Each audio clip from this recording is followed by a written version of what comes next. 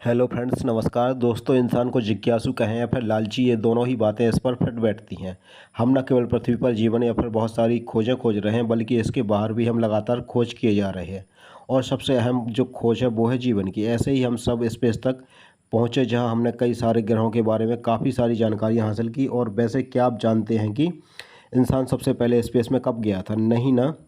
कोई बात नहीं। वो तारीख थी 12 अप्रैल और साल था 1961 का, जब यूरी गागरिन ने वोस्टॉक 1 स्पेसक्राफ्ट में बैठकर पृथ्वी का एक चक्कर लगाया था। इसके बाद 20 जुलाई 1969 को अपोलो मिशन के तहत नील आर्मस्ट्रॉन्ग और ब्रूस एल्ड्रिन ने चांद पर कदम रखा था।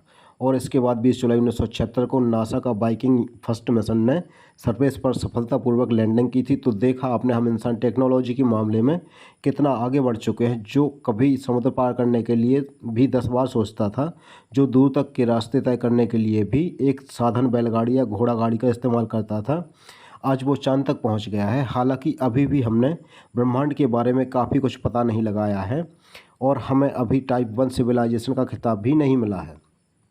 और ऐसा 1964 में सोवियत एस्ट्रोनॉमर्स निकोलाई गार्डसोव ने कहा था। साल 1970 में हमारा एनर्जी कंजप्शन 10 टेरावाट था, जबकि गार्डसोव स्केल पर हमें 0.73 की पोजीशन मिली थी। और आज के समय में यह कंजप्शन 19 टेरावाट तक पहुंच चुका है, लेकिन फिर भी हमारी पोजीशन 0.73 पर ही बनी हुई है।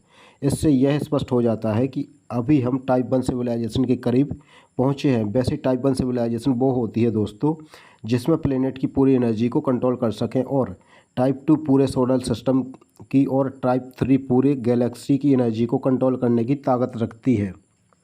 फिलहाल हमारा आज का टॉपिक इन तीनों पर डिस्कस करना नहीं है, बल्कि हम केवल इस वीडियो में टाइप 2 सिविलाइजेशन पर बात करेंगे, जिसमें हम जानेंगे टाइप 2 सिविलाइजेशन में आने पर हमारे अंदर क्या बदलाव आने वाले हैं। हालांकि टाइप 2 सिविलाइजेशन के अंदर पहुंचने के लिए हमें पहले टाइप 1 सिविलाइजेशन में पहुंचना ज़रूरी है। तो दोस्तों, आज से 100 से 200 साल बाद हम बन जाएंगे टाइप 1 सिविलाइजेशन। उस समय हमारे प्लेनेट की हवा, हाइड्रोजन और एनर्जी पर पूरा नियंत्रण इंसानों का होगा। तब हम सूरज से आती पूरी एनर्जी को यूटिलाइज कर सकेंगे जो कि पृथ्वी पर गिरती है। तब हम अपने हिसाब से हवाओं का रुख बदल सकेंगे और नदियों को भी अपने हिसाब से बहाना शुरू कर देंगे जहां हम इंसान चाहेंगे।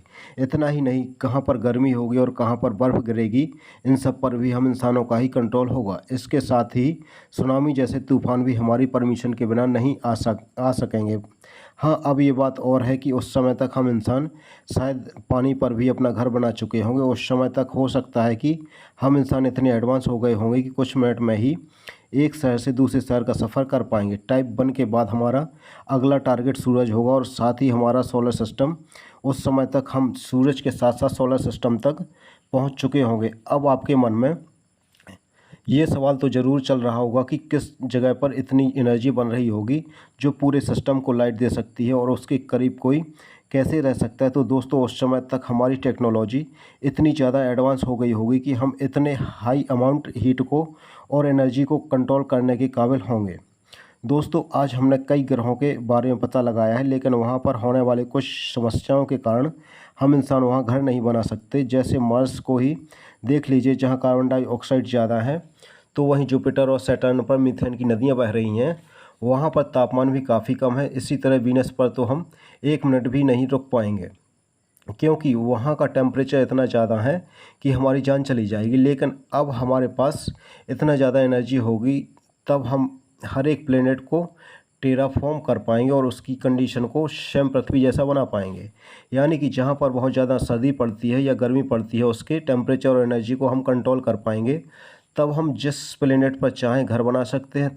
तब दोस्तों, हमारे स्पेसशिप भी आज के मुकाबले काफ़ी ज़्यादा एडवांस और फास्ट हो गए होंगे। जैसे एक देश से दूसरे देश जाना आजकल आसान हो गया है। शायद आने वाले समय में एक ग्रह से दूसरे ग्रह पर आना जाना भी इसी तरह से हो पाएगा, जिसकी मदद से हम सोलर सिस्टम में एक जगह से दूसरी जगह पर बहुत ही फास्ट स्पीड से ट्रेवल कर पाएंगे। हमारी पृथ्वी भी तब एकदम से बदल चुकी होगी, क्योंकि हमने आसपास कुछ छूने वाली बिल्डिंगें बना ली होंगी और ये बिल्डिंगें इतनी बड़ी होंगी कि पूरे शहर के लोग एक ही बिल्डिंग में रहने लग जाएंगे। और तब हमारा सारा काम रोबोट करने लग जाएंगे और इससे होगा ये कि हमारे हाथ पैर कमज़ोर होने लगेंगे और लगातार मेंटल वर्क करने से हमारे ब्रेन का साइज बढ़ जाएगा। आज कैंसर और डायबिटीज़ जैसी बीमारियां जिनसे हम इतना डरते हैं, तब ये केवल हमारे लिए सर्दी जुकाम जैसा बन जाएगा। इसे आसानी से ठीक किया जा सकेगा। कोरोना जैसी महामारी तब नहीं फैल पाएगी और इस तरह से इंसानों के जीने की क्षमता और बढ़ जाएगी। दोस्तों, ये भी हो सकता है कि तब तक हम अमरत्व को भी हासिल कर लें, यानी कि हम अजर अमर भी हो सकते हैं। तब पृथ्वी पर ऐसा कोई भी खतरा नहीं होगा जो हमारी जान ले पाए और स्पेस या सोलर सिस्टम में भी कुछ नहीं होगा जो इंसानों को नुकसान पहुंचा पाए। ये बात आप जानते ही हैं। आज से 6.5 करोड़ साल पहले डायनासोर की प्रजाति एक एस्टेरॉयड की वजह से खत्म हो गई थी।